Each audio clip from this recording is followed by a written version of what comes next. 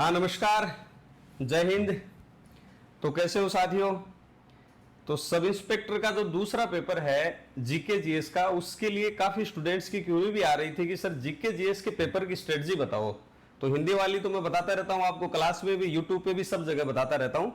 तो GK GS की बहुत सारे स्टूडेंट कॉल भी करते हैं और मुझे भी जब मैं पढ़ाता हूँ हिंदी में तो वहाँ पूछते भी रहते हैं कि सर जीके जीएस का कैसे किया आपने, सिलेक्टेड जो हैं उन्होंने कैसे क्या रणनीति अपनाई। तो उसके लिए आज स्पेशल जीके जीएस के पेपर के लिए अपन डिस्कस करेंगे कि कैसे क्या पढ़ोगे, कि कितना पढ़ना चाहिए, कितनी तैयारी करनी चाहिए, कौन सी बुक्स जो भी हैं आपके बहुत सारे स्टूडेंट के मैसेज आए हुए हैं तो वहां से मैंने ले लिए थे, लिख लिए थे, जिसके जो समस्या आती है वो मैंने ऐप से ही लिख लिए थे। तो कॉमन वही क्वेश्चन होते हैं जो मैं आज पूछने वाला हूं।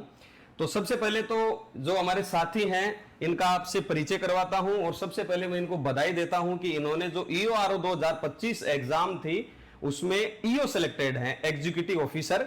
और जो पहली प्रेफरेंस इन्होंने ईओ भरी थी वो ही इनको मिल गई, अच्छे मार्क्स थे इनके। तो मैं सबसे पहले परिचय करवाता हूं रविंद्र जी सिसोदिया, जो कि जैसलमेर से हैं। सर मैं आपको बधाई देता हूं, है ना, हालांकि मेरे साथी हैं तो मैं सर बोल रहा हूं तो इनको भी अजीब सा लग रहा होगा। तो ये जैसलमेर से हैं और एग्जीक्यूटिव ऑफिसर बने हैं। तो इनका मैं आपको परिचय कराऊं, ये 4 मेंस दे चुके हैं, जहां तक मैं गलत नहीं हूं, 4 मेंस दे चुके हैं। और एसीएफ जो हुआ था 2018 में शायद हुआ था, वो 18 की भर्ती थी, उसमें इंटरव्यू दिया है। असिस्टेंट कमांडेंट जो यूपीएससी करवाती है उसमें भी ये रिटर्न एग्जाम इन्होंने क्लियर किया था। और अभी जो है ये छात्रावास अधीक्षक के पद पर कार्यरत है। ठीक है। दूसरा जो ईओआरओ रद्द हुई थी, जो एग्जाम रद्द हुई थी, उस एग्जाम में 114 नंबर इनके थे, तो उसमें भी सिलेक्ट होते। तो ये जो आप पूछते रहते हो कि सर 4-5 साल होगी पढ़ते हुए, सर इंटरव्यू में जाके रह जाता हूं, सर 2-3 नंबर से मैं रह जाता हूं, तो क्या करूं। तो ये उस चीज के जीते जागते उदाहरण है। मैं जब दूसरे जो एग्जीक्यूटिव ऑफिसर है उनका परिचय दूं उससे पहले मैं सर ये पूछना चाहूंगा आपको, बच्चे भी पूछते रहते हैं कि सर हमें बहुत दिन हो गए तैयारी करते हुए, थोड़ा सा ईव रह जाते हैं, और लेकिन आपने जो इतना संघर्ष किया और इंटरव्यू तक पहुंचे इस शेप में, हालांकि वो नॉर्मलाइजेशन का शायद आप शिकार हो गए जहां तक मुझे पता है, उसके बाद में असिस्टेंट कमांडेंट में आपको पूर्णतः सफलता नहीं मिली, मेंस आप कंटिन्यू दे रहे हैं, और उसके बाद में भी फिर भी आप लगे रहे और 114 नंबर प्राप्त किए, जो पिछली ईओआरओ हुई वो भी रद्द हो गई। तो इस बीच आप ये बच्चे पूछते रहते हैं कि सर ये कैसे, मतलब हम मैनेज करें, कैसे मोटिवेट रखें, इतने लंबे समय से पढ़ रहे हैं और ये रद्द हो गई, जो आपके मतलब मैं कहूंगा कि हाथ में आई हुई जॉब चली गई, तो कैसे मोटिवेट रखा, इस संघर्ष को कैसे कंटिन्यू रखा और कैसे पढ़ाई की। सबसे पहले यही पूछ लेता हूं मैं सर आपसे। देखो, सबसे पहले मैं रणसा का धन्यवाद करता हूं कि ये मेरे फ्रेंड भी हैं और हमने साथ में ही ईओआरओ की प्रिपरेशन कंटिन्यू की थी, और दोनों पहले से ही 2 गुना में सेलेक्ट थे। जो एग्ज़ाम कैंसिल हुआ और उसके बाद फिर से एग्ज़ाम कैंसिल होने के बाद में मतलब पूरे ग्रुप को मतलब लीड भी कर रहे थे दोनों, और साथ साथ में कंटिन्यू प्रिपरेशन का भी सोच रहे थे। और शुरुआत से बचपन से ही मन में था कि अधिकारी बनना है। तो मैं 2016 से पास आउट हूँ, उसके बाद से मैं कंटिन्यू आरएस मेंस की एग्ज़ाम भी दे रहा हूँ, और कंटिन्यू लगातार मन में यही था कि फैमिली बैकग्राउंड भी ऐसा था कि पापा एलडीसी हैं, और उसके बाद यही चीज़ सोची थी कि अधिकारी बनना है, और मैं बहुत ही प्राउड फील हो रहा है, गांव का पहला अधिकारी बना हूं। तो बस यही पॉजिटिव मोटिवेशन हमेशा रहा है जिसकी वजह से ये एग्ज़ाम क्लियर किया है। चलो, तो मैं अब परिचय देता हूं तरुण शर्मा जी का, जो कि अलवर से हैं। ये तो भाई साहब एग्जाम निकालने में पूछो ही मत, मुझे तो लिखने पड़े कितने एग्जाम निकाले हैं। पटवार 2021 सिलेक्टेड हैं, वीडियो 2021 सिलेक्टेड हैं, फॉरेस्टर 2022 में 5वीं रैंक है, और इसके पैरेलल जब सब इंस्पेक्टर थी एग्जाम उसमें 336 नंबर है भाई साहब के, हिंदी में 185 है, जीके में 151 है, और इनकी किस्मत मैं तो कहूंगा सही है या पता नहीं खराब है। और ये क्या है, फिजिकल के समय अनफिट हो गए, शायद पैर वैर में दिक्कत हो गई थी, तो फिजिकल ये पास नहीं कर सके। तो ये देखो 336 नंबर थे इनके, हिंदी में 185। आप कहते हो ना कि सर 180 प्लस कैसे लाएं, ये करे वो करे, ये रहे 185 वाले। जीके में देख लो 151, बहुत शानदार स्कोर, अच्छा पेपर था। तो वहां ये इन्होंने, हालांकि ये उसमें फिजिकल में फेल हो गए थे, और उसके बाद में आप देख लो ईओ सिलेक्टेड है। तो मैं आपको ये पूछना चाहूंगा सर कि ये कैसी रही जर्नी और ईओ की तरफ कैसे आए। जैसे भाई आरएस मेंस भी आपने दिए हैं और ये सारी चीजें आपको भाई सेलेक्ट नहीं हुए होंगे एसआई में, तब आपको बड़ा दुख हुआ होगा, तो फिर कैसे आप ईओ की तरफ कैसे मुड़े। सबसे पहले तो विकास सर, रंजीत सर और पूरी सिरेमिक टीम का बहुत बहुत धन्यवाद, जिन्होंने यहाँ बुलाया हमें, ये मंच साझा करवाया। सर ईओ में लगने की शुरुआत तो ऐसा ही 2021 से ही हुई थी। अच्छा, ऐसा ही 2021 में बहुत मेहनत करी थी, 12-12 घंटे पढ़े भी थे और बहुत जज्बा भी था कि वर्दी पहननी है, ऐसा ही लगना है। तो सर पेपर भी दिया, अच्छा भी हुआ, मार्क्स भी काफ़ी अच्छे थे, तो कॉन्फिडेंस थे कि हम निकाल लेंगे, कर लेंगे। बट कुछ कारण ऐसे रहे कि ऐसा ही कि फिजिकल में अनफिट हो गए, तो वहाँ से बाहर हो गए। और साथी थे जो सब लग गए थे, अब सब लग गए, सबको ज्वाइनिंग मिल गई, सबको वर्दियों में देखते, सब स्टेटस लगाते, तो मन में होता है यार हम नहीं लग पाए, सही, हम क्या करें। स्टेटस म्यूट करना पड़ा होगा। स्टेटस म्यूट करना पड़ा था, बिल्कुल ये बात थी कि मन में एक कटौत रहती थी कि यार क्यों नहीं कर पाया। क्योंकि नंबर अच्छे थे। हाँ नंबर अच्छे थे, मेन बात ये था अगर 280-90 होते तो कोई दुख वाली बात ही नहीं थी, पर 336 हो के नहीं हो पाए सेलेक्ट, तो फिर लगा कि कुछ करना चाहिए। फिर उसी टाइम 2022 में से 17 अगस्त के आसपास अपना नोटिफिकेशन आया था ईओआरओ का, तो ये भी एक अच्छी जॉब थी, सम्मानजनक पद था, सुना था। मेरी सिस्टर भी पहले आरओ रह चुकी हैं, तो उनको देखा था मैंने, उनको कार्य करते हुए देखा था, तो मुझे लगा कि चलो इसमें तैयारी करते हैं। तो मैंने फिर सर मन बनाया पूरा, कुछ लोगों का सपोर्ट था जिन्होंने मेरे को मोटिवेट किया, मेरे माता पिता, मेरी बहन, समाज के आसपास के बंधु जो मोटिवेट कुछ और तरीके से कर रहे थे, पर सबका योगदान रहा। तो फिर मैंने प्रयास किया था, और उसके बाद शायद फर्स्ट वाले ईओआरओ में तो मेरा नहीं हुआ था, सेकंड वाला जो आपने रद्द होके वापस हुई उसमें मेरा सिलेक्शन भी हुआ और काफी ठीक रैंक से भी हुआ, 29वीं लाए। आपका भी उसमें बहुत योगदान रहा, आप भी हमें मोटिवेट करते थे, रविंद्र जी भी करते थे। ग्रुप स्टडी, हाँ ग्रुप स्टडी का भी है। तो रणसा का तो पार्ट बी के अंदर इम्पोर्टेंट रोल है। बिल्कुल रणसा की क्लासेस देख देख के बहुत सारे स्टूडेंट आज ईओ बन गए हैं। चलो अच्छा, मेरा भी प्रमोशन हो रहा है साथ में। ठीक, तो मैं एक चीज मेरी आई कि भाई जैसे मान लो कि मेंस दे रहे थे अपन लोग, आप भी दे रहे थे, तो जैसे हो नहीं पा रहा था मान लो इंटरव्यू में कहीं भी ये है, तो ईओ में सिलेक्ट होने के बाद कहीं ना कहीं वो थोड़ा सा अब कॉम्प्रोमाइज हो गया कि भाई ठीक है आरएस इक्विवेलेंट पोस्ट है, तो अब उसमें समस्या नहीं कि भाई जो अपने पढ़ाई करी तो उसका अपने को फल मिल गया, तो ये नहीं रहेगा कि यार आरएस में है ना हम सेलेक्ट नहीं होगा। एक चीज है इसके साथ में रणसा एक चीज और ऐड ऑन करना चाहूंगा कि देखो आरएस के अंदर रिटन एग्जाम होता है, कुछ मैंने ना अपनी जर्नी के दौरान सीखा कि आपकी अपना एक फील्ड होता है, जैसे कोई रिटर्न के अंदर अच्छा होता है, कोई एमसीक्यू के अंदर अच्छा होता है। तो मैंने ये चीज एशियप के दौरान रियलाइज कर ली थी कि मैं मतलब एमसीक्यू का तो बादशाह हूँ। अच्छा। तो फिर मैंने सोचा यार अपने को एमसीक्यू एग्जाम पर ज्यादा फोकस करना चाहिए आरएस के बदले। तो फिर आरएस के मेंस तो मैं कंटिन्यू दे ही रहा था, लेकिन फिर मैंने जैसे ईओ एग्जाम आया ना, पूरा फोकस होके मुझे ध्यान था कि एमसीक्यू का एग्जाम है और आरएस के इक्विवेलेंट पोस्ट है, हम आराम से कर लेंगे इस चीज को। फिर ग्रुप भी बनाया, ग्रुप के साथ में स्टडी भी की और उसका फायदा भी मिला। लास्ट टाइम भी ईओ में सेलेक्ट थे, इस बार फिर से सेलेक्ट हुए हैं। और स्पेशल तौर पर जो ग्रुप बनाया था ना, इस जर्नी के दौरान जब एग्जाम कैंसिल हुआ और खुद को पॉजिटिव रखने में ग्रुप का बहुत इंपॉर्टेंट रोल था। एक किसी भी मेंबर का मोटिवेशन डाउन होता तो ग्रुप का दूसरा मेंबर उसको मोटिवेट करता और जर्नी में आगे बढ़ने के लिए बोलता कि नहीं नहीं यार अपने लास्ट टाइम भी कर लिया तो इस बार फिर से कर लेंगे। बस यही चीज सोच के कंटिन्यू तैयारी जारी रखी और वापस से सेलेक्ट हो गया है। इसके लिए बहुत खुशी भी हो रही है और ग्रुप के बहुत सारे पिछले वाले साथी जो एग्जाम कैंसिल होने की वजह से भाई फाइनल सेलेक्ट नहीं हो पाए और ग्रुप स्टडी के और वापस से सेलेक्ट हो गया है, तो वापस आए। अच्छा, तो लेकिन इसका ये भी है कि आपका जो ग्रुप है ना उसमें लोग पॉजिटिव होने चाहिए, ऐसे नहीं कह रहे यार नहीं होगा ये कंपटीशन बढ़ गया है। ग्रुप के अंदर टांग खींचने वाले लोग नहीं होने चाहिए, ग्रुप में ऐसे लोग होने चाहिए जो आपको सपोर्ट करे, पुश करे और ऐसे सोचे कि नहीं मेरा भी होना चाहिए और मेरे साथ वाले का भी होना चाहिए। इस माइंडसेट के साथ में जब हम स्टडी करेंगे ना तो 101% हमारा सिलेक्शन होगा।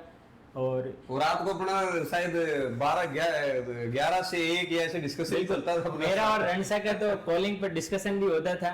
तो रणसा तो लास्ट नाइट मेरे को ऐसे बोल रहे थे कि रवसा स्टेट सोना, वैसे भी थोड़ा बहुत भी लेना तो डाटा झड़ जाएंगे। तो आप सोच सकते हो कि स्टडी का क्या ही लेवल रहा होगा।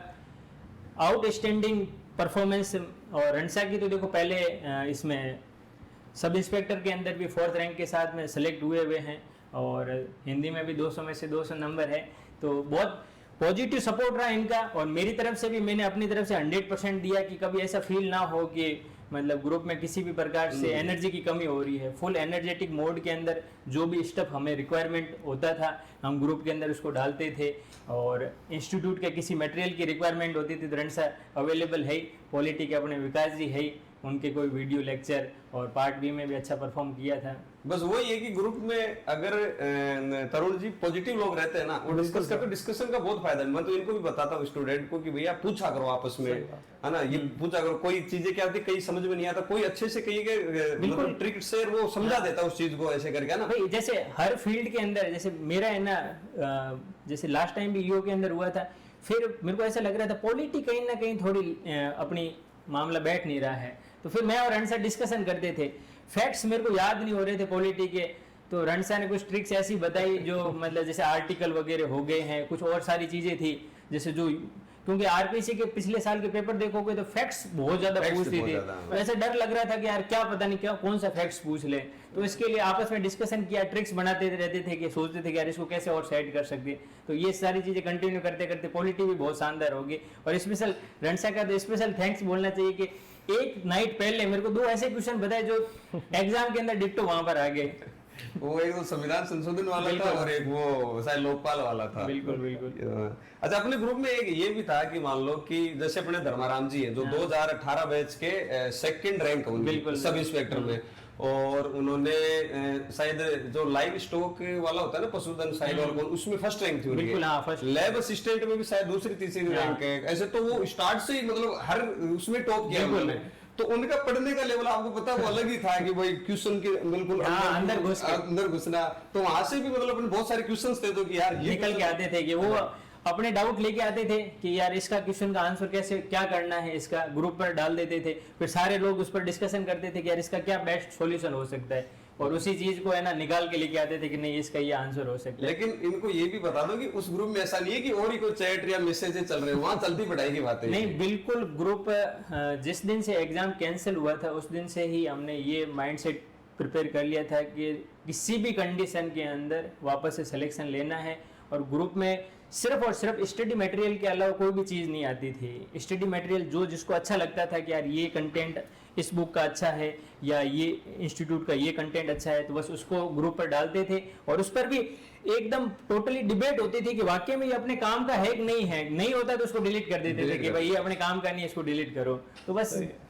अच्छा, मैं तरुण जी आपसे ये पूछूंगा कि सब अपन जैसे ये चलो फॉर्मल अपना हो गया, सब इंस्पेक्टर में जो जीके जीएस का पेपर है वो आरएस प्री का सेम सिलेबस है, बिल्कुल सर। ठीक है, उसका मैं अगर 6 या 7 सेगमेंट में उसको बांटू तो हिस्ट्री हो गया, हाँ जी सर, इंडिया हिस्ट्री और राजस्थान हिस्ट्री और art and culture, geography world geography, India geography, Rajasthan geography, polity India polity, Rajasthan polity, economy economic survey हो गया, करंट अफेयर हो गया, सांस्कृतिक, मैथ रीजनिंग, अगर मैं उनको ये बांटूंगा। दूसरा ये कि कई स्टूडेंट जैसे हमारे पास हैं, जैसे वो कोर्स में हैं तो वो जॉब करते हैं, तो आप स्टार्ट से जॉब में रहे, ये भी अभी हॉस्टल सुपरिटेंडेंट है, तो उनकी समस्या ये आती है कि सर है ना जॉब के साथ हम कैसे तैयारी करें, और ये जो इनका कि इनको जो सेगमेंट वाइज हम पॉलिटी कहाँ से करें, करंट कहाँ से करें, आजकल देखते हैं करंट का कोई अथाह हो गया, कहाँ जाए, तो इन चीजों को कैसे मैनेज करें और जॉब के साथ कैसे मैनेज किया? सर सबसे पहले तो ये है कि जॉब के साथ बहुत से लोग बोलते हैं पढ़ाई नहीं हो पाती, पर ऐसा है नहीं, अपन पढ़ भी सकते हैं जॉब के साथ। अपना खुद का इनर मोटिवेशन होना चाहिए कि भाई मुझे जॉब के साथ पढ़ना है। जैसे मैं खुद बताऊं, मैं एसआई के टाइम में जॉब कर रहा था, उस टाइम मैं टाइम निकालता था, मतलब नहीं मिलता था कि भाई एसआई तो एक लंबी रेस है, आपको भी पता है कि कम से कम 3 साल का प्रोसेस होता है, 3 चरण है, क्योंकि पहले अपन को रिटर्न देना है, उसके बाद अपन को फिजिकल देना है, फिर इंटरव्यू देना है। तो सर मैनेज तो करना पड़ता है, धीरे धीरे करके आप उस ट्रैक पे आ जाते हो। जैसे आज आपने 2 घंटे पढ़ाई करी, जैसे आप जॉब पे गए हो, उसके बाद आपने टाइम निकाला, रात में 2 घंटे निकाल लिए, सुबह निकाल लिया आपने जल्दी उठ के, क्योंकि मेहनत तो अपन को ही करनी है, कुल मिला के बात ये है। उसके बाद सर थोड़ा आप अपने मतलब जिस भी कार्यालय में हो वहाँ से सपोर्ट ले सकते हो। जैसे मैं था तो मुझे सपोर्ट करने वाले मेरे सीनियरों ने सपोर्ट किया, कभी छुट्टियाँ प्रोवाइड करा दी, वो भी ठीक होता है। उसके बाद एक अच्छा सिलेबस, एक अच्छा टाइम टेबल होना बहुत ज़रूरी है। आप टाइम टेबल को मैनेज करके चलो, जैसे मुझे 9:30 से 6 तक जॉब करना है, उसके बाद आप आओ घर पे फ्रेश व्रेश हो जाओ, उसके बाद आप 3 घंटे आराम से रात में निकाल सकते हो। और मॉर्निंग में भी अगर 9:30 का जॉब है तो आप 2 घंटे पढ़ भी सकते हो, मॉर्निंग में भी निकल जाते हैं। और रही बात सर बुक्स की, तो बच्चे अलग अलग सेगमेंट में जाते हैं। जैसे मैं एक सेगमेंट वाइज बात करता हूँ कि सबसे पहले स्टार्ट से मैं कर लेता हूँ कि जैसे मान लो कि इस सब इंस्पेक्टर एग्जाम का मैं आपको बता दूं, आपने भी दिया है कि इसमें होता है कि भाई अगर इसको सेगमेंट में मांगे तो लगभग 10-10 क्वेश्चन के आसपास आते हैं। बिल्कुल बिल्कुल जैसे करंट अफेयर के 10 क्वेश्चन आ गए, या जैसे इंडिया पॉलिटी के, राजस्थान पॉलिटी के मिलके 10 करके तो 100 क्वेश्चन आते हैं। तो वेटेज लगभग सबका समान है। तो सबसे पहले मैं बात करूं कि जैसे मान लो कि इंडिया हिस्ट्री और Rajasthan history, art and culture की इसमें ज्यादा आते हैं। इंडिया हिस्ट्री का एक आधा क्वेश्चन आता है, और राजस्थान जो हिस्ट्री है उसमें भी 1-2 क्वेश्चन आते हैं, ज्यादा आर्ट एंड कल्चर के उनसे आते हैं। तो उसके लिए सबसे पहले आप बताएं सर, राजस्थान की हिस्ट्री के लिए मैं तो पैनोरमा सजेस्ट करूंगा कि पैनोरमा सबसे पहले तो अपन को बेस तैयार करना है। किसी भी चीज के लिए बेस तैयार होना बहुत जरूरी है। जैसे अगर आप राजस्थान की हिस्ट्री पढ़ रहे हो तो सबसे पहले राजस्थान अध्ययन की जो आरबीएससी की 6 से 12 तक की बुक चलती है, ठीक है, उसको निकाल लो आप। उसके बाद आप किसी और बुक पे जाओ, जैसे मैं आपको पैनोरमा सजेस्ट कर रहा हूँ तो पैनोरमा पढ़ो। उसके बाद सर दूसरी चीज मेन इंपॉर्टेंट ये है कि शॉर्ट नोट्स बनाने बहुत जरूरी है। ये बाद में बहुत काम आता है। अभी तो अपन को लगता है कि हाँ यार बुक पढ़ लेंगे, एग्जाम पास आएगा, तब आपको टाइम नहीं मिलेगा, क्योंकि आप रिवीजन नहीं कर पाओगे आप, क्योंकि आपको कम समय होगा और आपको सारी चीजें रिकॉल करनी है। उसके लिए शॉर्ट नोट्स ही मेन की है आपकी सक्सेस की। तो मैं राजस्थान हिस्ट्री कल्चर के लिए तो पैनोरमा और आरबीएससी के नोट्स और खुद के अपने शॉर्ट नोट्स बनाए। और राजस्थान ज्योग्राफी के लिए हरिमोहन सक्सेना जी हैं उनके, और वही अपने राजस्थान अध्ययन की जो बुक चलती है। इंडिया पॉलिटी तो विकास सर आई, उनका तो कोई तोड़ ही नहीं है इंडिया पॉलिटी में। तो मैंने खुद ने विकास सर के नोट्स पढ़े थे। उसके बाद सर करंट मेन है। आजकल आरपीएससी का पैटर्न देखा हो आपने, करंट पे बहुत ज्यादा फोकस है, तो विकास सर के नोट सफिशिएंट है करंट के लिए। उसके अलावा आप पढ़ना चाहो तो क्रोनोलॉजी भी पढ़ सकते हो। वैसे क्रोनोलॉजी सर, हाँ वो सर वो तो सूजस और क्रोनोलॉजी का तो वो लेकिन फिर भी बच्चे के रहते हैं क्या पता क्या नहीं सर, अगर आप ज्यादा नहीं वैसे समराइज कर देते हैं। ज्यादा जगह जाओगे तो आप खुद ही भटकोगे अपने हाँ, एग्जैक्टली यही बताना चाह रहा था। आपको एक ही चीज पकड़नी है, चाहे वो कोई भी हो, चाहे आज किसी के भी नोट्स हो, किसी और के भी हो, पर पकड़ना एक ही है आपको, उस पे ही ध्यान देना है, तब तो आप अपनी लाइन में फिट रहोगे। भटकना नहीं है, भटकना नहीं है। मतलब ये है कि भाई 10 किताबों को एक बार पढ़ो तो एक किताब को 10 बार पढ़ लो ना। भाई जैसे मैं इसमें एक चीज और ऐड ऑन करना चाहूंगा कि आप यदि कोई भी एक चीज, जैसे आर्ट कल्चर की बात करूं, तो आप किसी एक बुक को फॉलो कर रहे हो तो उसी के अंदर ही वैल्यू एडिशन करते जाइए। ऐसे नहीं है कि आपको एक क्वेश्चन नया मिला तो उसके लिए एक नई बुक परचेज कर लिया। आपको एक ही बुक रखनी है और उसी के अंदर आपको वैल्यू एडिशन करते जाना है। जैसे आप प्रीवियस ईयर की क्वेश्चन पेपर लगा रहे हो तो आपको लगा कि ये नया फैक्ट है, तो जहां जिस टॉपिक है उसी के अंदर उसको वैल्यू एडिशन करनी है। नोट्स हो या तो उसको रिच, हाँ उसको रिच करना है। नोट्स भी हो सकते हैं आप कोई मतलब जैसे हिंदी ग्रंथ अकादमी की अच्छी बुक्स आती है आर्ट कल्चर के लिए, हुकमचंद जैन वगैरह, उसको आप फॉलो कर सकते हो। 6 से लेकर 10 तक की राजस्थान अध्ययन की बुक्स वगैरह आती है, उसको आप कंपाइल करके एक साथ में रख सकते हो। जो टॉपिक आ रहा है, नया कोई क्वेश्चन आ रहा है, उसके अंदर वैल्यू एडिशन करते हो। उससे क्या आपको एक ही बुक हो जाएगी और उसी के अंदर आपको सारा कंटेंट मिल जाएगा। नहीं तो क्या होता है कि एक क्वेश्चन के लिए हम एक बुक लेके आते हैं, ना तो पहले वाली पढ़ी जाती है ना दूसरी वाली, और जब तक आपका प्रॉपर रिवीजन नहीं होगा तब तक वो कोई भी मटेरियल आपको अच्छे से लर्न नहीं होगा, और जब तक अच्छे से लर्न नहीं होगा तो फिर एग्जाम में अच्छे से आउटपुट नहीं आएगा। तो इसके लिए है कि आप एक ही बुक को फॉलो करें और उसको बार बार उसके अंदर वैल्यू एडिशन करते जाओ, तो आराम से आपको मोर देन सफिशिएंट नॉलेज हो जाएगा उस फील्ड के लिए जो एग्जाम के लिए रिक्वायर्ड है। और कई चीजें, कई बार मैं ये देखता हूँ कि एक जैसे कोई 1-2 बुक में जैसे मान लो कि कॉन्ट्राडिक्शन हो गया, उसमें ये बता रहा है ये बता, और उस क्वेश्चन के पीछे इतना पड़ जाते हैं कि 5-5 घंटे खराब कर देते हैं और वो आता भी नहीं है। तो उसमें ये क्या कि मेरे हिसाब से उसको छोड़ देना चाहिए। उसको आप सही बात है, यदि कोई 2-3 बुक के अंदर कॉन्ट्राडिक्शन मिल रहा है, मान लो कोई किसी क्वेश्चन का आंसर, या तो आप देख लो कि आरपीसी ने उसका क्या आंसर माना है, तो आप उसी को याद रख लो कि भैया ये सेम ही क्वेश्चन आ गया तो मैं इसका ये आंसर कर दूंगा, और नहीं तो फिर ज्यादा उसके अंदर फंसने की जरूरत नहीं है। हम उसको सॉल्यूशन ढूंढते रहते हैं कि नहीं इसका एग्जैक्ट आंसर क्या होगा, तो इस चक्कर में टाइम भी वेस्ट होता है और उसको छोड़ देना चाहिए, और वो क्वेश्चन आता भी नहीं है इतना ज्यादा।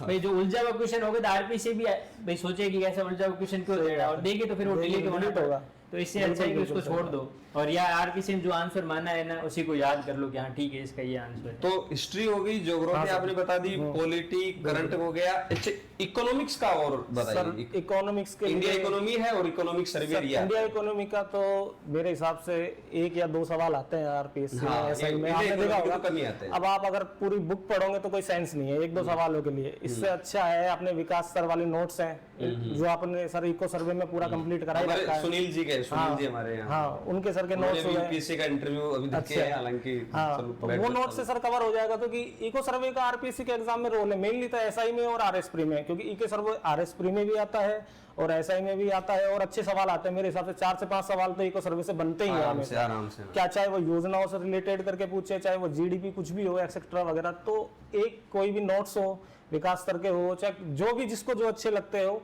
वो फॉलो करें।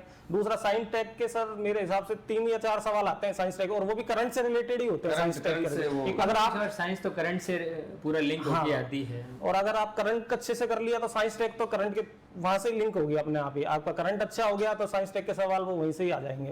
एक इनके 5% आते हैं रीजनिंग के और 5 आते हैं मैथ के, टोटल 10 क्वेश्चन आते हैं। तो मैथ रीजनिंग के लिए देखो कोई भी आप स्टेप एक फॉलो कर सकते हो, और मैथ्स और रीजनिंग के प्रैक्टिस मैक्स मैंने परफेक्ट है। आपको मैथ्स रीजनिंग में तो जितनी प्रैक्टिस करोगे ना वही आपको परफेक्शन लेके आएगी। प्रीवियस ईयर क्वेश्चंस लगा सकते हैं। हाँ, प्रीवियस ईयर के क्वेश्चन पेपर या कोई भी एक बुक लेके आ जाइए मार्केट से, और जो आपको हाँ बिल्कुल नोट्स है वो उससे कंटिन्यू आप प्रैक्टिस कीजिए।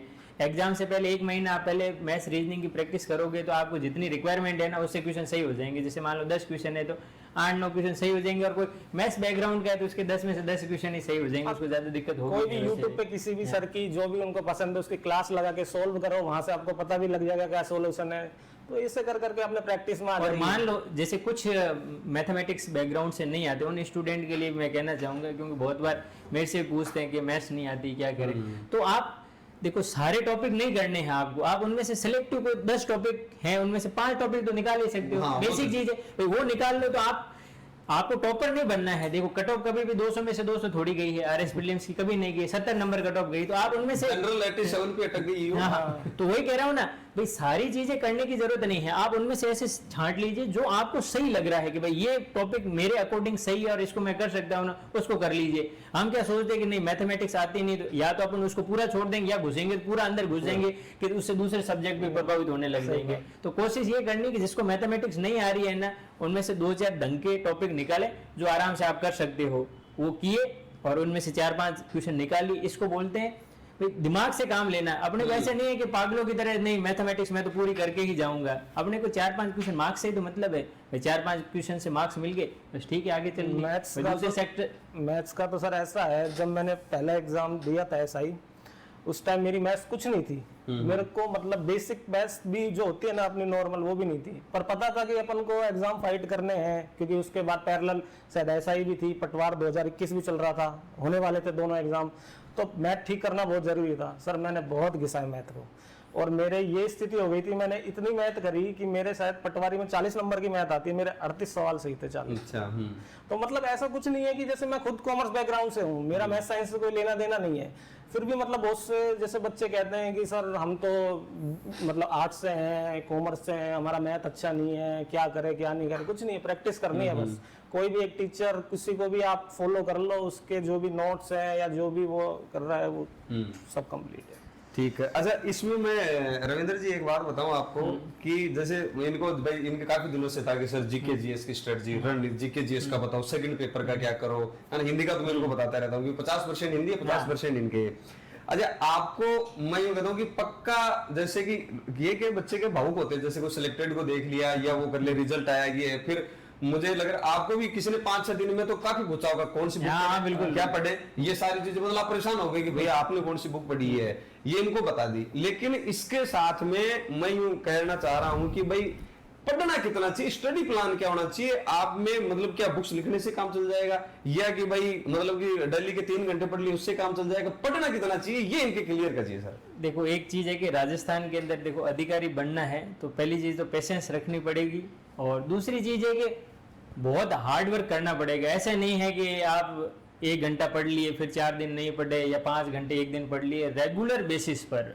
आपको कंटिन्यू जिस एग्जाम के लिए आप प्रयास कर रहे हो उसके लिए कम से कम आपको 7 से 8 घंटे रेगुलर बेसिस पर पढ़ाई करनी पड़ेगी। ये मैं पिछले अपने एक्सपीरियंस से बता रहा हूँ, जो भी मैंने एग्जाम क्लियर किए हैं, आपको मिनिमम 7 से 8 घंटे खुद के साथ में जस्टिस करते हुए, बुक्स सामने पड़ी हुई उसको पढ़ना नहीं बोलते, आप उनमें से कितना लर्न कर पा रहे हो, कितना उसको गेन कर पा रहे हो, वो सबसे ज्यादा इंपॉर्टेंट है। तो आपको 7 से 8 घंटे तो डेली बेसिस पर निकालने ही है। और टाइमिंग देखो, जैसे आपको जिस तरीके से सुटेबल हो रहा है ना उस हिसाब से आप पढ़ सकते हो। कोई सुबह उठ के पढ़ना पसंद करता है, कोई लेट नाइट पढ़ना पसंद करता है। ऐसा तो नहीं है कि सुबह 4 बजे उठ के पढ़ता हुई सिलेक्ट होता है। नहीं, ऐसा कुछ नहीं है। रात को 1-1, 2-2 बजे तक डिस्कशन किए हुए मेरे और रणसा के, सिलेक्ट हुए। तो अपन तीनों ही नहीं होता।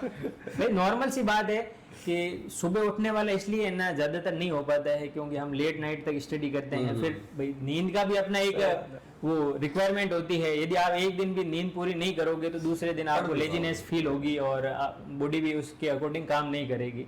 तो सुबह वाला ऐसा कोई जरूरी नहीं, और किसी की यदि हैबिट है सुबह उठ के पढ़ने की तो वो तो वेल एंड गुड है, क्योंकि एग्जाम टाइम में जब लास्ट नाइट होती है तब नींद वाली थोड़ी सी समस्या हो जाती है कि लास्ट नाइट नींद नहीं आती, क्योंकि आपकी आदत बन चुकी होती है रात को 1-1, 2-2 बजे तक पढ़ने की। तो बस वो है कि एग्जाम से 7-10 दिन पहले थोड़ा सा जल्दी सोने की कोशिश कर लो। बाकी आप अपने अकॉर्डिंग 7 से 8 घंटे आपको दिन में निकालने हैं और वो कंटिन्यूटी बना के रखनी है। ऐसा नहीं है कि भाई आपने 7 दिन तो खूब 13-13, 14-14 घंटे पढ़ लिया और फिर 7 दिन वापस से छोड़ दिया, ऐसा नहीं है, फिर कोई मतलब नहीं, कंटिन्यूटी रखनी है बस। अच्छा तरुण जी, मैं ये पूछूंगा कि भाई जैसे चलो इन शॉर्ट नोट्स हो गए या कोई बुक हो गई, आप उसको रीच कर लो, एक पे आप फोकस रखो, जिस भी इंस्टीट्यूट या जिसको भी फॉलो करते हो आप करो, ठीक है। आपने पढ़ाई कर ली, आप उसमें ये बताइए कि सर एक तो टेस्ट सीरीज नंबर 1, दूसरा पेपर को कैसे अटेम्प्ट करें, तीसरा मैं कहूंगा कि जैसे कई बार अपन भी अगर बात करें कि 1-2-3% अपने सिली मिस्टेक से अब भी माथा पीटते हैं यार गलत नहीं होना चाहिए। ये जो 3 चीजें हैं, टेस्ट सीरीज है, पेपर को अटेम्प्ट कैसे करें, क्या तुक्का लगाना चाहिए कि भाई कितना, क्या उसमें क्या बच्चों के रहता है कि यार हम अटेम्प्ट कमी कितना अटेम्प्ट करना चाहिए, और जो मैं तीसरा आपको पूछ रहा हूँ, ये जो सिली मिस्टेक हो जाती है पता ही नहीं चलता, तो इनको कैसे अवॉइड करें, इसका कितना वो रहता है? सर एसआई के एग्जाम में तो टेस्ट सीरीज का मेन रोल है, क्योंकि मैं अगर मेरा ही बताऊं तो मैंने भी मतलब 200-300 टेस्ट दिए थे, सब मतलब जो भी संस्थान है उनसे जुड़ा, मैंने दिए, यहाँ से भी जुड़ा, कहीं से भी, क्योंकि टेस्ट सीरीज सर अपन को बताते हैं कि अपनी तैयारी कितनी है, कि हम किस स्टेज पे हैं या हमारी कमियां कितनी है, क्योंकि एक तरीके से वो पेपर समान ही है, आप चाहे वो घर पे बैठ के दे लो या किसी एग्जाम हॉल में बैठ के दो।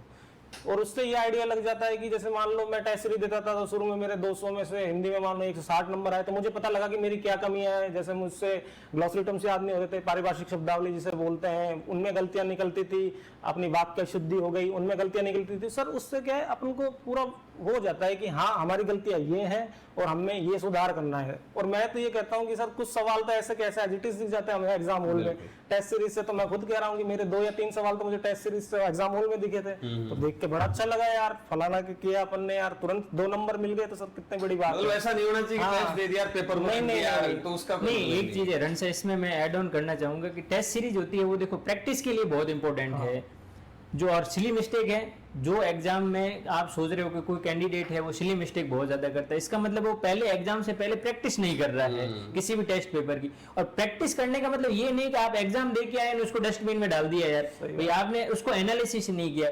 टेस्ट पेपर देने का मतलब ये होता है कि आप उस पेपर को अटेम्प्ट करके आए, उसकी एक एक क्वेश्चन की है ना आपको बारीकी समझनी, और जो क्वेश्चन गलत हुए हैं ना वो क्यों गलत हुए हैं, आपके पास स्टडी मटेरियल की कमी है तो आप उसको फुलफिल कीजिए, या आपको ऐसा लग रहा है कि ये क्वेश्चन मेरे को आ रहा था फिर भी गलत हो गया तो इसका मतलब आप में रिवीजन की कमी है। तो आपको पूरा पेपर को एनालिसिस करना है, और टेस्ट पेपर जितने भी दो ना उन सारे टेस्ट पेपर को आप प्रॉपर एनालिसिस करोगे ना, तो मैं इस चीज की गारंटी देता हूं कि आपके यदि जितने भी मार्क्स आ रहे हैं ना, टेस्ट हर पेपर के बाद में आपके मार्क्स बढ़ते हुए जाएंगे, 100% इंप्रूव होंगे। ये बात है। अच्छा एक ये पूछ लेते हैं, बहुत सारे बच्चे पूछे कि तुक्का कितने लगाने चाहिए, तुक्का लगाने चाहिए या नहीं लगाने चाहिए? ये सर मैं मेरे हिसाब से कहूँ तो मैं तो तुक्के को प्रेफर नहीं करता हूँ। तुक्का जहाँ लगना चाहिए जहाँ आप मान लो 2 ऑप्शन में कंफ्यूज हो रहे हो, एलिमिनेट कर पा रहे हो, अब आप ऐसे कर रहे हो कि 4 ऑप्शन है, चारों ही नहीं आते, जय माता दी, तो ये चीज नहीं, ब्लाइंड मतलब क्या बोलते हैं? देखो ब्लाइंड तुक्का नहीं मारना है पहली चीज, और दूसरी चीज है कि जैसे पेपर आप अटेम्प्ट करने के लिए बैठे हुए हो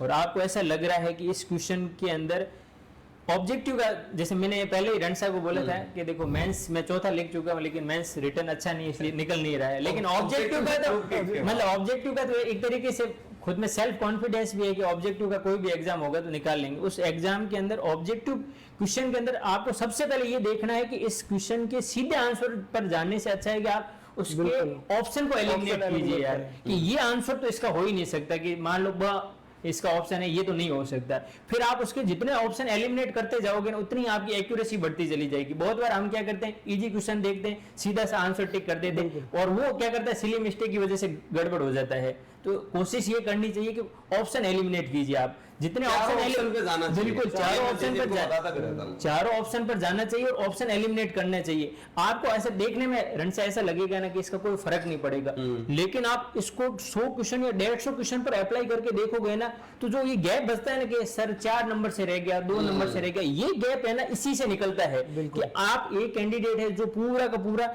एग्जाम पर फोकस करके एक एक ऑप्शन को एलिमिनेट करके उसने पूरा पेपर अटेम्प्ट किया। एक ने क्या किया, सीधा ठीक है बी आंसर टिक कर दिया, सी आंसर टिक कर दिया।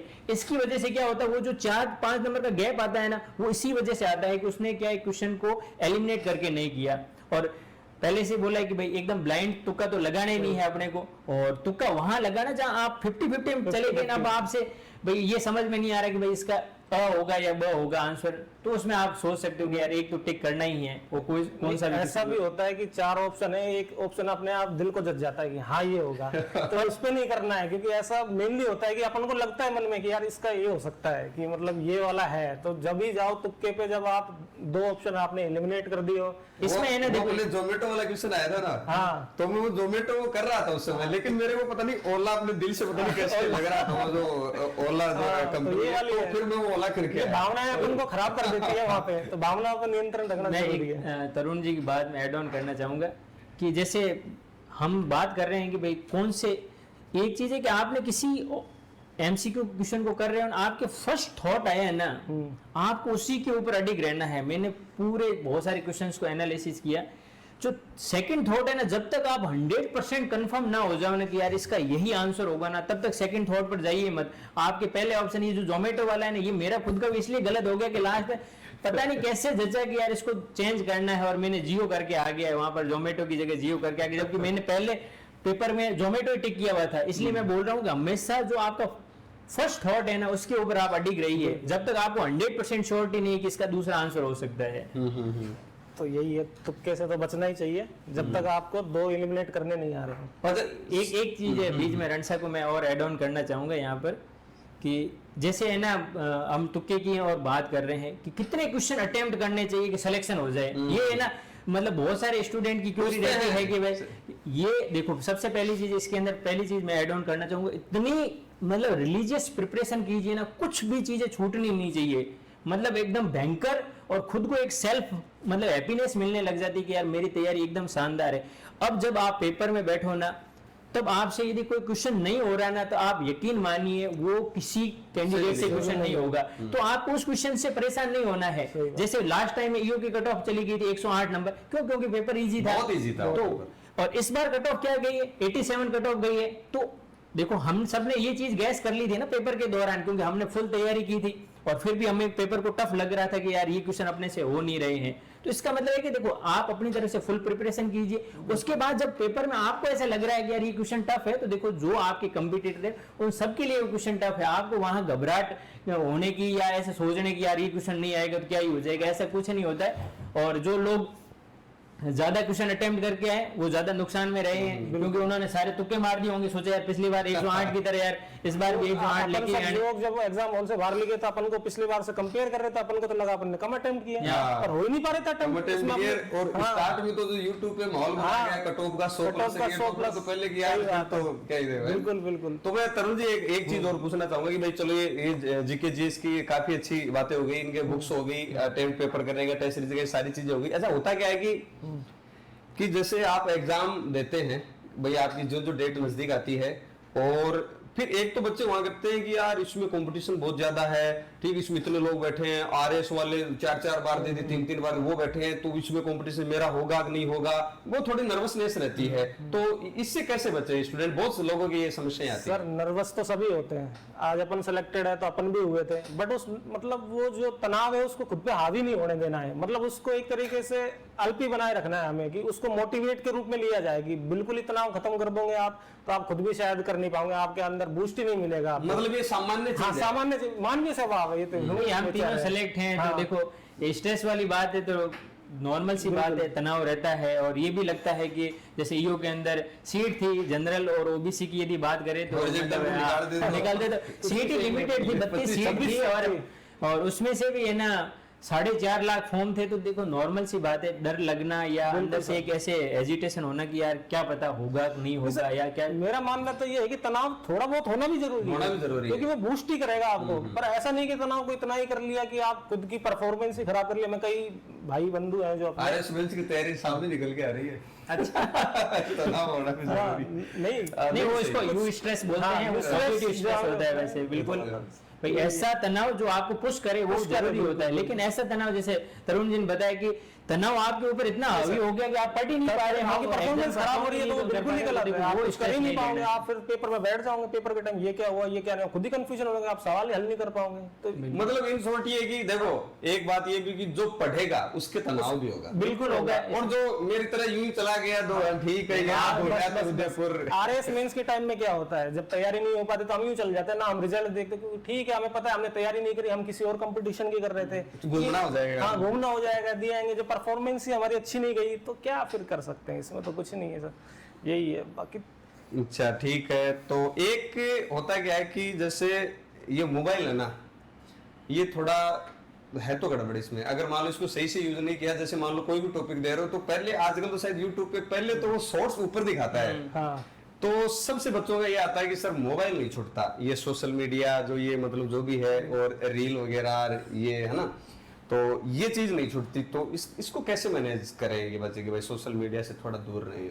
देखो जैसे एक इसका लाइव एग्जांपल अभी दूंगा। जैसे एग्जाम अपना कैंसिल हुआ था, उससे पहले मतलब ईओ आरओ के रिजल्ट के लिए भी बहुत प्रयास किए थे, रणसा ने किए थे, मैंने भी किए थे, और ग्रुप में बहुत सारे मेंबर थे, तो मैं बहुत सारे लोगों से जुड़ गया था, तो उनके कॉल मैसेज वगैरह भी आते थे। लेकिन एग्जाम कैंसिल होने के बाद में भी उनके कंटिन्यू कॉल मैसेज आ रहे थे। लेकिन फिर मैंने सोचा कि देखो यार एग्जाम में परफॉर्म करना है तो इन सब चीज़ों से थोड़ी दूरी बनानी पड़ेगी।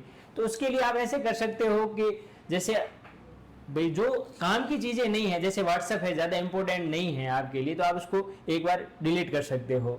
या आपको ऐसा लग रहा है कि एक दो ग्रुप ही अपने व्हाट्सएप पर काम के हैं, बस उन्हीं के साथ में भाई कंटिन्यू अपनी चैट रखें, बाकी वालों का कोई रिप्लाई ना करें। ऑटोमेटिक यदि आप एक दो बार रिप्लाई नहीं करोगे तो सामने से क्वेश्चन आना भी बंद हो जाएगा, कोई बात ही नहीं करेगा। और नॉर्मल सी बात है कि आप यदि प्रिपरेशन कर रहे हो ढंग से, यदि आपको तैयारी करनी है तो आपको ज़्यादा कॉल वॉल पर टाइम वेस्ट नहीं करना है, अपना फ़ोन बंद रखना है ज़्यादातर टाइम के लिए। और ये बाकी खुद के ऊपर डिपेंड करता है। यूट्यूब वगैरह है तो उस पर काम की चीज़ें हैं, वो चीज़ें देख सकते हो। और सोशल मीडिया को आप पॉजिटिव वे में यूज कर सकते हो। बहुत बार हम ऐसे करते हैं कि नहीं सोशल मीडिया बहुत ही नुकसानदायक, ऐसा भी कुछ नहीं है, उसके ऊपर कुछ चीज़ें काम की भी होती है। यूट्यूब पर है बहुत सारी चीज़ें काम की है, लेक्चर वगैरह हम आराम से देख सकते हैं। कोई भी चीज़ का अपने टॉपिक सर्च करना हो तो गूगल पर जाके सर्च कर सकते हैं। तो ये सारी चीज़ें आप कंटिन्यू कर सकते हैं। टेलीग्राम ग्रुप में कुछ बहुत सारे स्टडी मटेरियल वगैरह हम शेयर कर सकते हैं ग्रुप बना के, तो चीज़ें काम की भी हो सकती है, ऐसा कोई जरूरी नहीं। और ये खुद के ऊपर देखो, सबसे बड़ी चीज़ खुद के ऊपर है कि आप खुद के ऊपर कितना कंट्रोल कर पा रहे हो। तो यदि आपने खुद के ऊपर कंट्रोल कर लिया तो देखो सोशल मीडिया इतना हावी नहीं होगा। और फिर भी आपके ऊपर हावी हो रहा है तो देखो उसको एक सिंपल सा एग्जांपल है, उसको मोबाइल से गायब कर दो, डिलीट कर दो, ऑटोमेटिक ना मैसेज आएगा ना कुछ और। नहीं सर, मैं तो खुद का बताऊं तो मैं खुद बीच में कई बार ऐसा होता है कि एडिक्टेड हो जाता है, एडिक्टेड हो जाता है। सोशल मीडिया चीज ही ऐसी है कि हाँ भाई देख लिया तो आपने इंस्टाग्राम खोला, आप 1 घंटे तक रील चला रहे हो, आपको मजा आ रहा है। बट जो बंदा मेहनत कर रहा है, जिसको खुद को पता है कि उसे कुछ करना है, जीवन में हासिल करना है, तो अपने आप ही मेरे हिसाब से मोबाइल छोड़ देगा। जैसे मैं बताता हूँ, मैं 9 बजे पढ़ने बैठता था और 9 से 6 तक मुझे पढ़ना होता था। मैं मतलब माइंड में डिसाइड कर लेता था मॉर्निंग में ही कि आज मुझे ये टॉपिक करना है और ये करना है, तो मैं अपने आप ही मोबाइल को साइड में रख देता था। और इनर भी वो नहीं आता था कि उसको जाके चलाऊं, मैं सोशल मीडिया चलाऊं। हाँ बीच में किसी के फोन आ रहे हैं वो देख लिए अपन ने। तो कुल मिला के अपने खुद के ऊपर है कि आप मोबाइल को कैसा यूज करना चाह रहे हो, पॉजिटिव वे में करना चाह रहे हो, नेगेटिव वे में करना चाह रहे हो।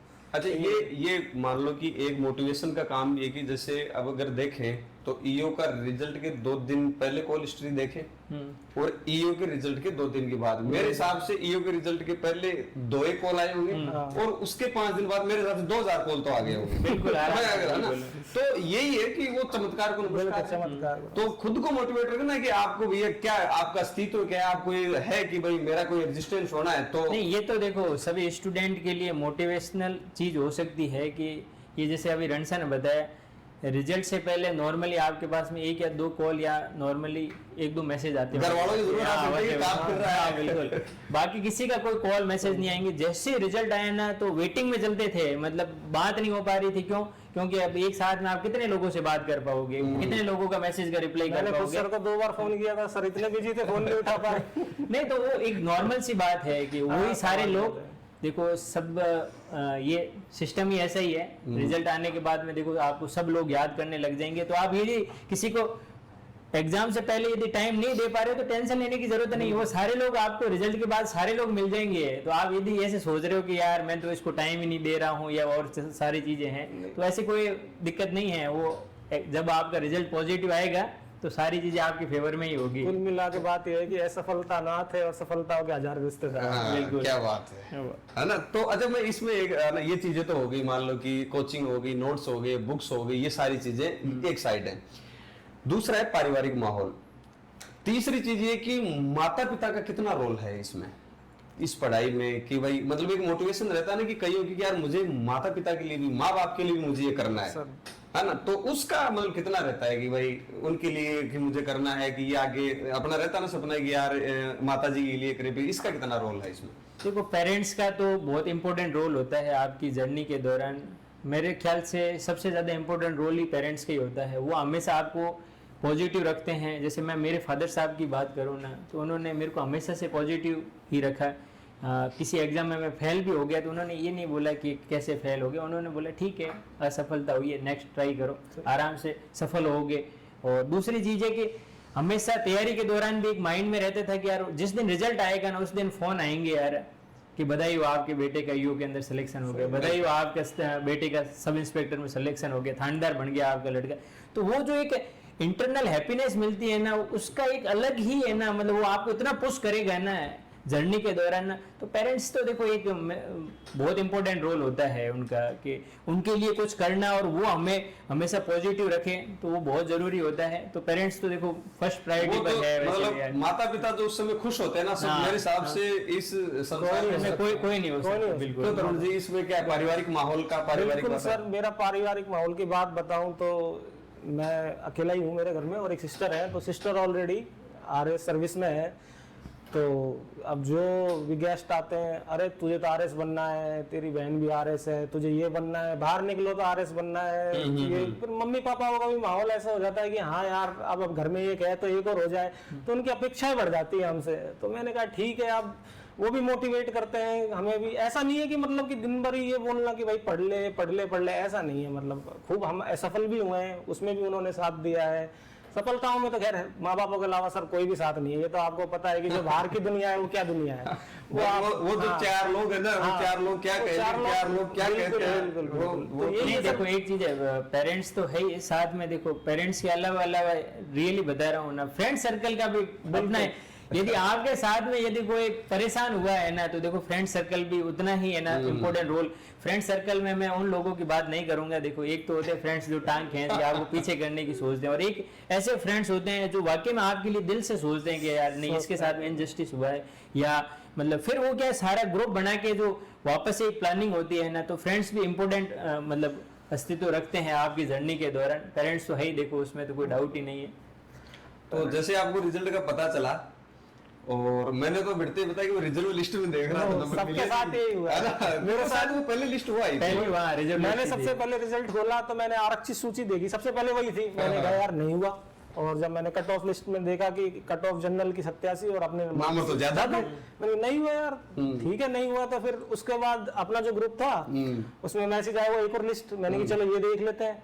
उसमें देखा था रोल नंबर और 29 रैंक। अब एक बार तो विश्वास नहीं हुआ मेरे साइड में, मैं उस टाइम ऑफिस में था और हमारे कैंप चल रहे थे कुछ ऑफिस से, तो मेरे साथ में मेरे कलीग और थे। मैंने उनको कहा यार भाई साहब देखना एक बार, मेरा रोल नंबर ये है 512-0823। हाँ शर्मा जी आपका तो हो गया। मैंने कि सच बताओ हो गया क्या? हाँ सर हो गया।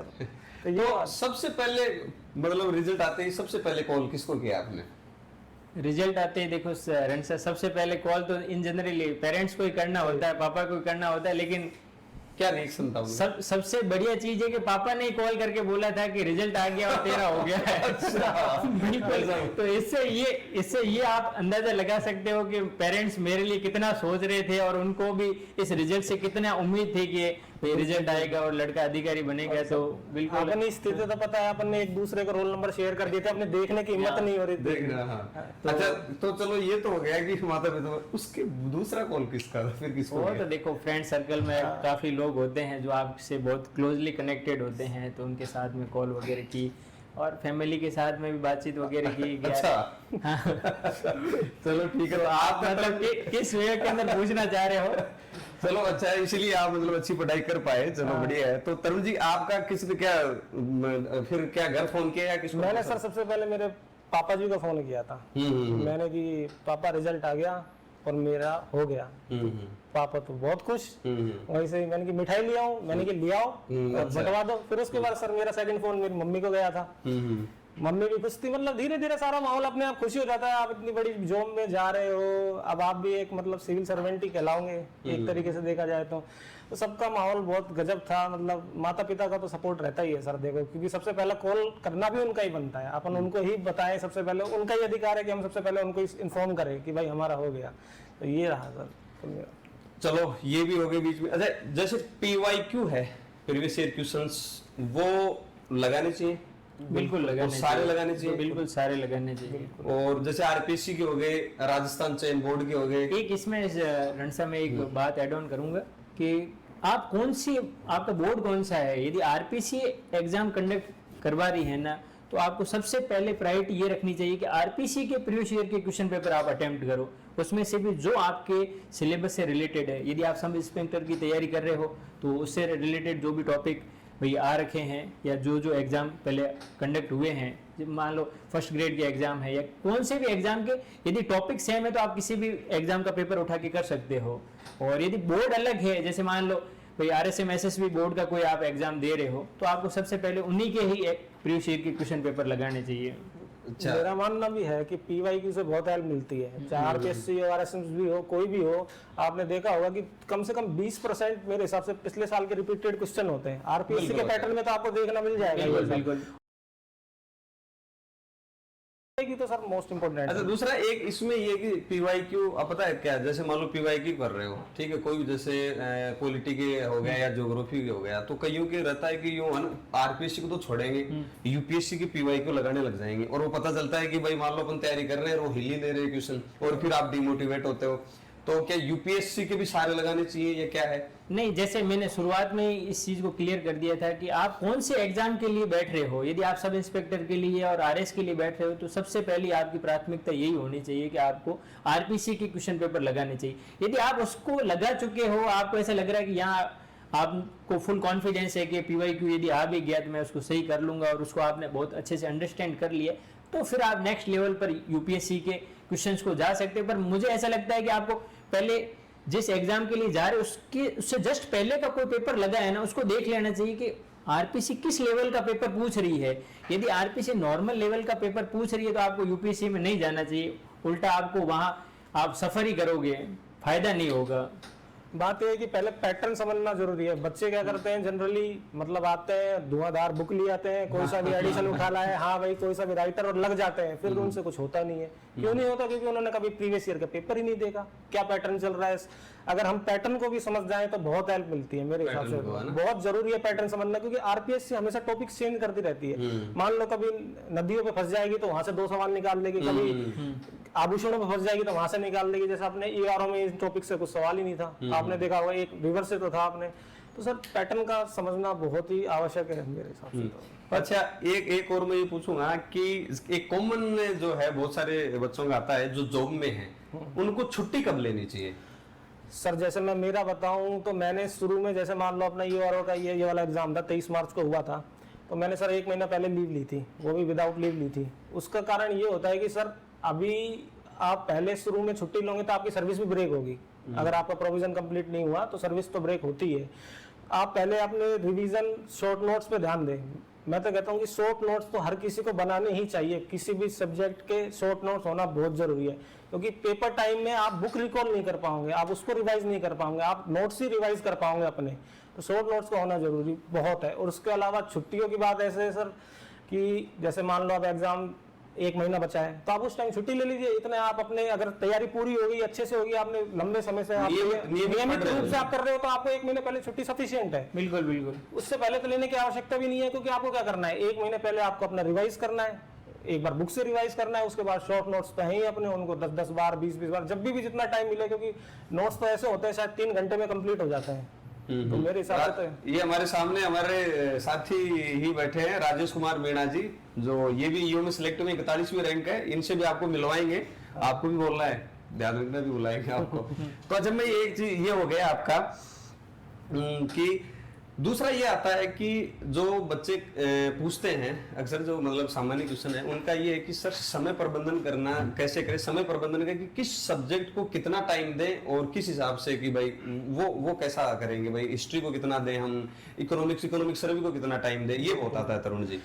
सर देखिए, आरपीएससी एसआई में और आरएस प्री में तो मेनली हिस्ट्री, राजस्थान के आर्ट एंड कल्चर का मेन रोल है, तो मेरे हिसाब से सबसे ज्यादा प्राथमिकता हमें हिस्ट्री, आर्ट एंड कल्चर और ज्योग्राफी को तो देनी है। बिल्कुल, हाँ, सबसे मेन तो ये है। उसके बाद सर अगर आरएस प्री देखो और एसआई देखो, तो कम से कम 15 सवाल तो शायद अपने इको सर्वे से सेकंड नंबर पे उसे प्राथमिकता देनी है। ठीक है, मतलब पहली प्राथमिकता तो अपनी हिस्ट्री, ज्योग्राफी ये रहेंगे सेकंड नंबर पे। उसके बाद इंडिया हिस्ट्री, नहीं, इंडिया हिस्ट्री का कुछ नहीं, कोई भी कोचिंग के नोट्स हो, अपने सिरेमिक के नोट्स हो, उसे पढ़ लीजिए। इंडिया हिस्ट्री वहां से भी कवर हो जाते हैं, क्योंकि एसआई में तो 3 सवाल आते हैं मुश्किल से। और आरएस में तो आप अगर इको सर्वे कर लोगे प्री में, या फिर थोड़ी आपकी पुरानी ज्योग्राफी और हिस्ट्री अच्छे से, आर्ट एंड कल्चर हो गया, ज्योग्राफी को प्रॉपर, क्योंकि स्कूलिंग सब्जेक्ट है, इकोनॉमिक सर्वे हो गया, बिल्कुल करंट हो गया। इसके अंदर एक रणसा चीज को बताऊंगा कि कोई भी, जैसे आपने बोला प्रेफरेंस कैसे देखें, तो कॉस्ट बेनिफिट रेशियो देखना होगा आपको, कहां से कम पढ़ के भी ज्यादा फायदा हो रहा है, उसको आपको सबसे पहली प्राथमिकता देनी चाहिए मेरे ख्याल से।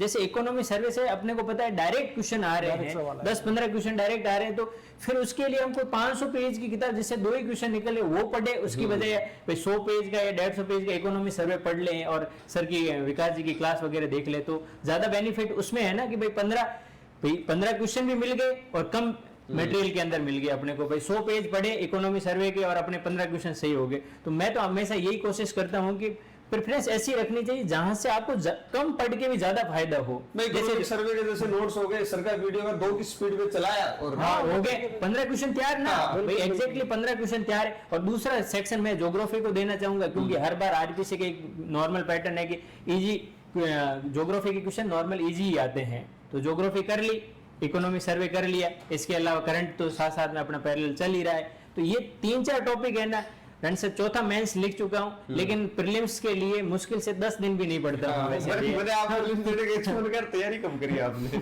तो आप देखे दरबार आप भी देखे, उनका भी वो निकला। तो हर बार रन से प्रीलिम्स के अंदर जितनी कट ऑफ जाती है ना, उससे 30 या 35 नंबर एक्स्ट्रा ही रहते हैं, और वो भी 10-15 दिन के अंदर। तो ये सब खेल है प्रेफरेंस वाला, एकदम माइंड में पहले से क्लियर है। मैथमेटिक्स अपनी ठीक है, तो इस हिसाब से 10-15 क्वेश्चन उसके लगा लेते हैं। फिर करंट और अपने ये इको सर्वे है, तो विकास जी के 2-4 लेक्चर देख लिए, साथ में इकोनॉमिक सर्वे के वो नोट्स वगैरह बना लिए।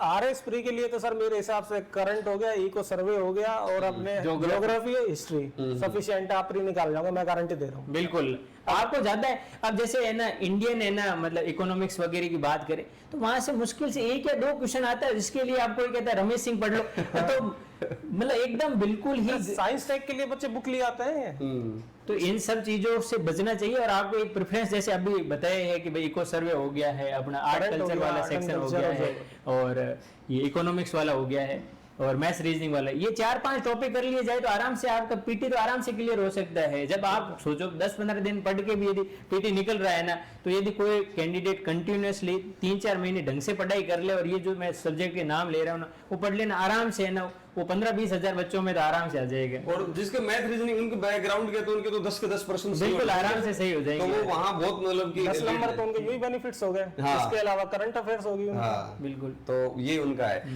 तो मतलब अभी जो है जीके जीएस के पेपर की जो स्ट्रेटजी तैयार कर रहे थे वो बता भी दिया, लेकिन एंड में मतलब यही है इसका सार कि भैया एक तो टिक के मेहनत करना तो पड़ेगा साहब। एक चीज है आरपीसी क्या है कि जवानी मांगती है, सीधी सी बात है कि आपको यदि आरपीसी के किसी एग्जाम के थ्रू ऑफिसर बनना है ना, तो आपको धैर्य बना के रखना पड़ेगा, पेशेंस बना के रखना पड़ेगा, और ये चीज़ है कि मैंने 2018 में रनसा यूपीसी असिस्टेंट कमांडेंट का रिटर्न एग्जाम क्लियर किया था 2018 में, आज 2025 चल रहा है।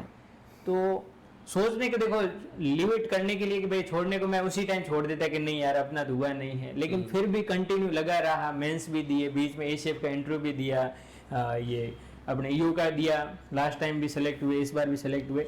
तो आपको पेशेंस बना के रखना है, गिव अप नहीं करना है, आपको ये चीज़ सोचनी है कि कैसे सुधार किया जाए कि नेक्स्ट एग्जाम में और बेटर किया जा सके। तो इस जर्नी का यही सार है कि कंटिन्यू टिके रहिए, और यदि आपको लंबा खेलना है तो आप कंटिन्यू तैयारी करोगे ना, डेफिनेटली एक ना एक दिन आपकी सफलता सामने आएगी और लगातार आएगी। एक एग्जाम के लिए नहीं बोल रहा हूँ, सारे एग्जामों में आप कंटिन्यूसली सिलेक्ट होगी। जैसे रणजीत जी का ही मैं एक एग्जांपल दे देता हूँ, सब इंस्पेक्टर में चौथी रैंक, वीडियो के अंदर सिलेक्शन बोर हो रखे हैं नहीं और भली हो रखे, तो एक लाइव एग्जांपल है ना। तो मैं बता रहा हूँ कि जब आपको सफलता मिलने लगेगी ना तो वो लगातार ही आएगी सफलताएं। फिर आपको ये नहीं सोचना पड़ेगा कि यार कौन से एग्जाम में, फिर आपको ये सोचना पड़ेगा कौन से में जाऊं, कौन सी एक पीक आता तैयारी का, अगर आपने उसमें ढंग से तैयारी कर ली ना तो फिर आपके उसके बाद हर एग्जाम निकलेगा, एक बार निकलना शुरू हुआ, बस पैटर्न समझ में आना चाहिए और निरंतर अभ्यास और खुद पे विश्वास, ये दो चीज तो जरूरी है। बिल्कुल, ये सही है, अभ्यास बिना कुछ नहीं होगा। तो ये सारी चीजें हो गई। तो आपको सेरेमिक एकेडमी की ओर से सबसे पहले तो बधाइयां, और आप उज्जवल भविष्य के आपके लिए शुभकामनाएं। ये तो फिर लास्ट में देखो बोलना ही होता है, और ट्रेनिंग आपकी वजह से आपकी क्या मेरी भी जयपुरी होगी। तो एक मैं लास्ट ये पूछ रहा था कि भाई ये है कि जैसे आजकल सबसे ज्यादा आता है कि भाई संगति का क्या असर रहता है ना, कि आपके पास कैसे लोग रहने चाहिए, कैसे क्या है, तो उसका एक बार बता दो। क्योंकि जब थड़ी पे बैठते हैं ना चाय पीने, तब पता ही नहीं चलता 2 घंटे कैसे जाते हैं। तो उस चीजों से मतलब कैसे बचना चाहिए?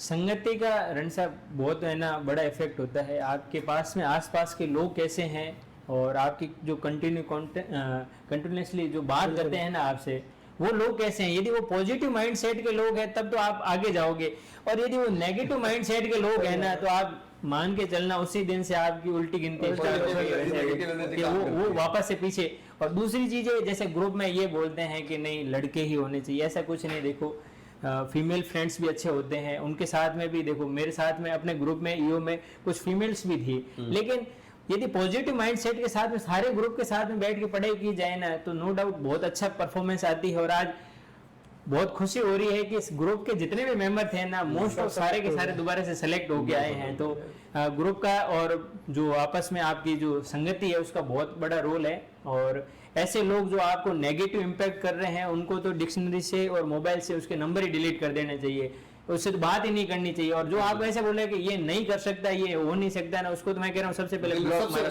पहले ब्लॉक कीजिए।